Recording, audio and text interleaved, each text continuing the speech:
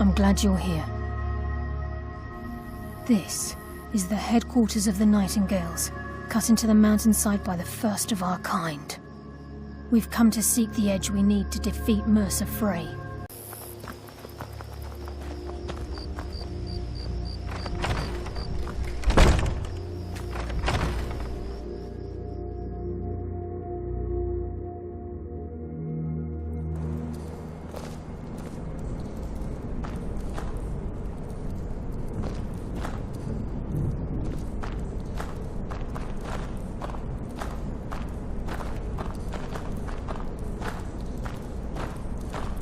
So this is Nightingale Hall. I heard about this place when I joined the guild, but I never believed it existed. The assumption that the Nightingales were just a myth was seeded within the guild on purpose. It helped divert attention from our true nature. What's wrong, Brynjolf? I can almost hear your brow furrowing. I'm trying to understand why I'm here, lass. I'm no priest, and I'm certainly not religious. Why pick me? This isn't about religion, Brynjolf. It's business.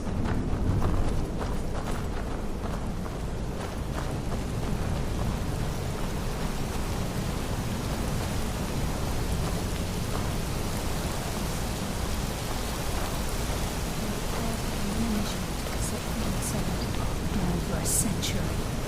Now, if you both proceed to the armory to don your Nightingale armor, we can begin the oath. I think we should trust the lass and take the lead.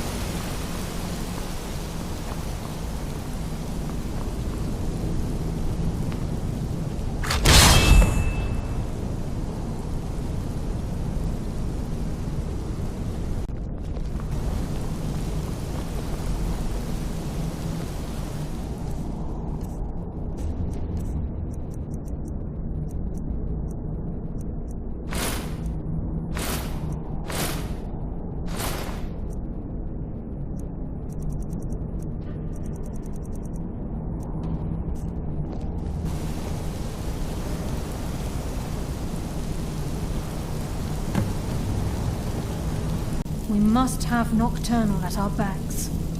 If she's to accept you as one of her own, an arrangement must be struck. What sort of arrangement? I need to know the terms. The terms are quite simple, Brynjolf. Time's wasted, Nocturnal will and allow Mercer's you to still become out a there. Nightingale Let's get and this use show your on the road. abilities for whatever you wish. And in return, both in life and in death, you must serve as a guardian of the Twilight Sepulchre. Aye, there's always a catch. But at this point, I suppose there isn't much to lose. If it means the end of Mercer Frey, you can count me in. What about you? Are you ready to transact the oath with Nocturnal? Good. After I open the gate, please stand on the western circle. This is enough to make your head spin, eh? Or speak.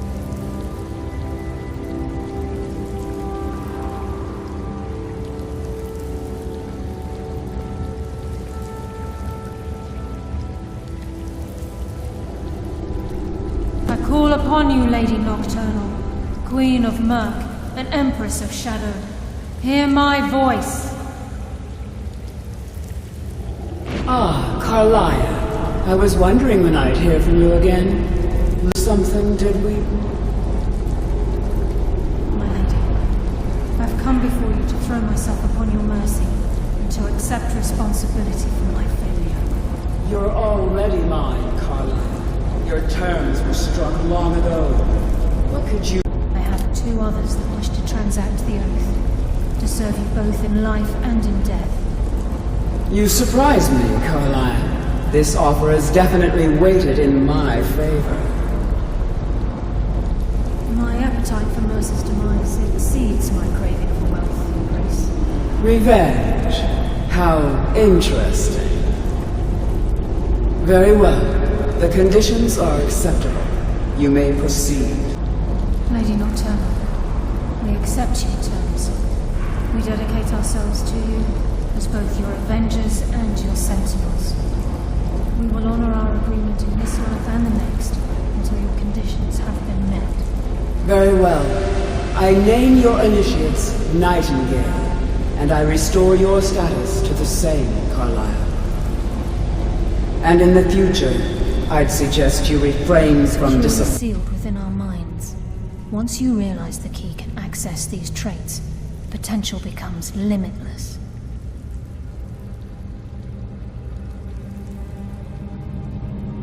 Although it would benefit the Guild more than you can imagine, in the end it would do more harm than good. If the key isn't returned to its lock in the Twilight Sepulchre, things will never be the same for the Guild. As time passed, our luck would diminish to the point of non-existence. Very true. In our line of work, it's quite rare we set out to return a stolen item to its rightful owner. Before we depart, Brynjolf has some business to discuss. I suggest you listen to him. Listen, lad. There's one last piece of business we need to settle before we go after... Carlaya and I had a long discussion before you arrived here. Thanks to your effort, I've been poring over the plans you brought us, and I'm convinced the eyes of the Falmer are in the Dwarven ruins at Erkenthand. Carlaya and I will meet you there. Prepare yourself, lad. This will be a fight to remember. Until next we meet, lad.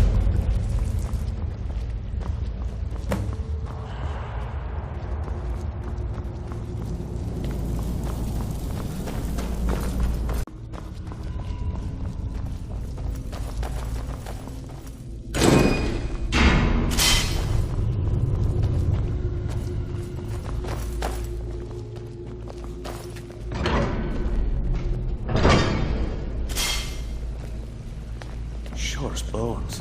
Look at that. There.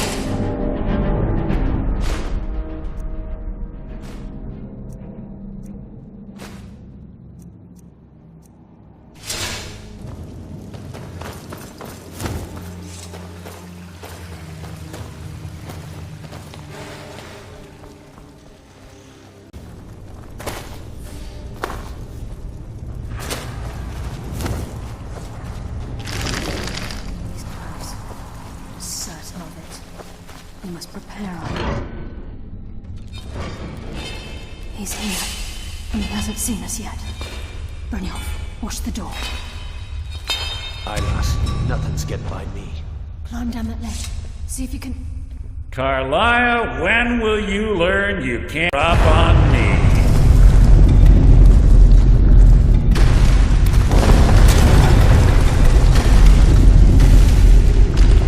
When Brynjolf brought you before me, I could feel a sudden shift of wind.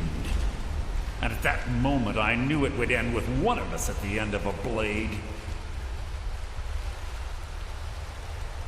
What's Carlyle been filling your head with? Tales of thieves with honor? Oaths ripe with falsehoods and broken promises? Nocturnal doesn't care about you, the key, or anything having to do with the guild. Then it appears the shadows shroud, they blind your wisdom as well. Our actions have always been one and the same. Both of us lie, cheat, and steal to further our own end. It's clear you'll never see the skeleton key as I do, as an instrument of limitless wealth. Instead, you've chosen to fall over your own foolish code. Then the die is cast, and once again my blade will taste Nightingale blood.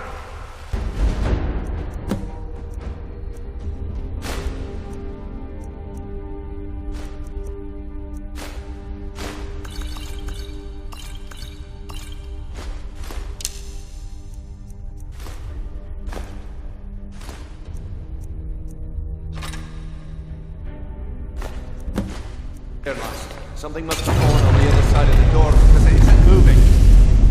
We have to find another another way out of here before the place is removed.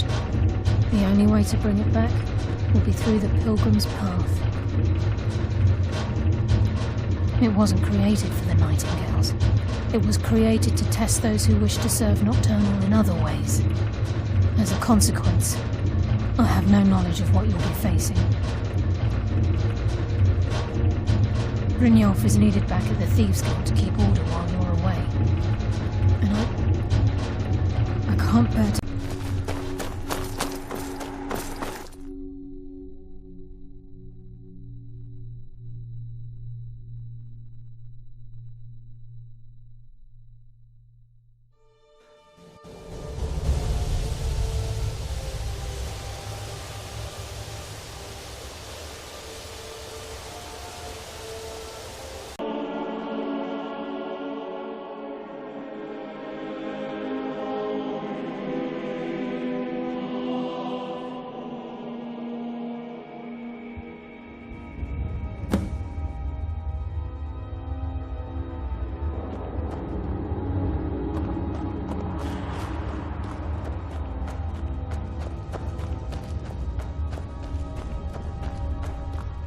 I don't recognize you.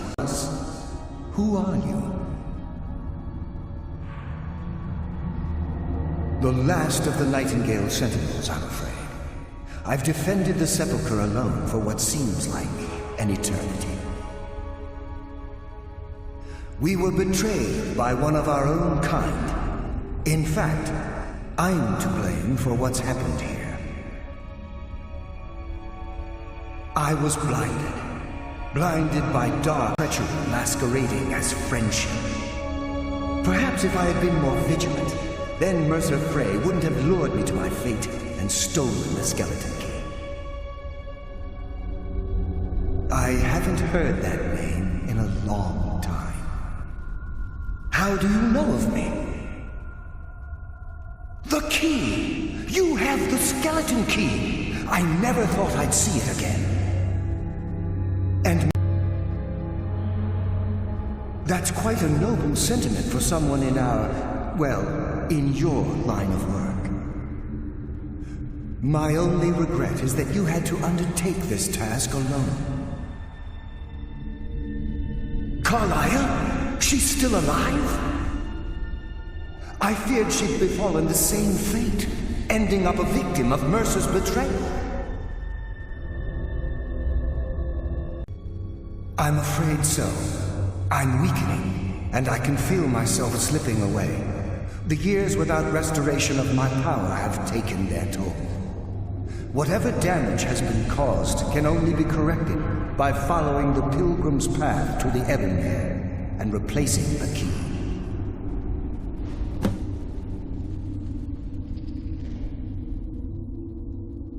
Good luck, Nightingale.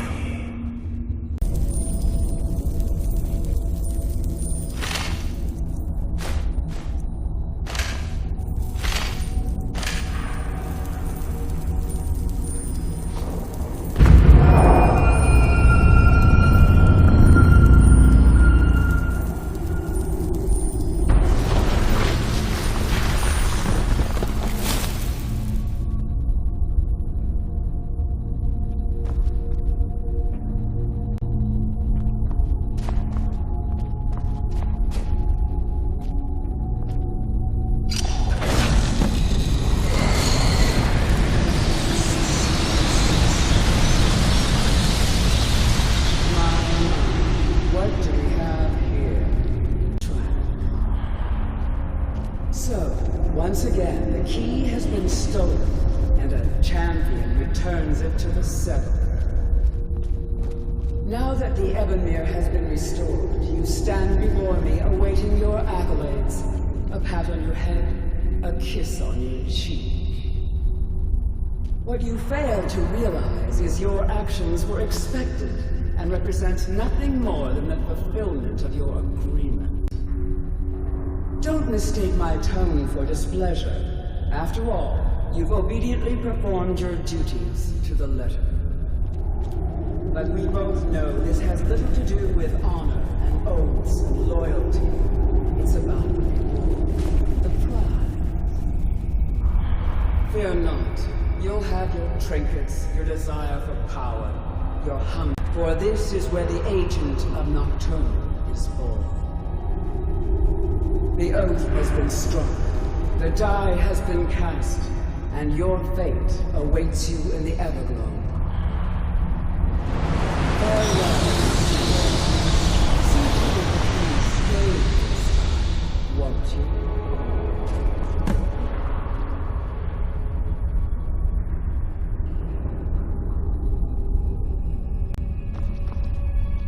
I'm glad you were able to bring the key back safely.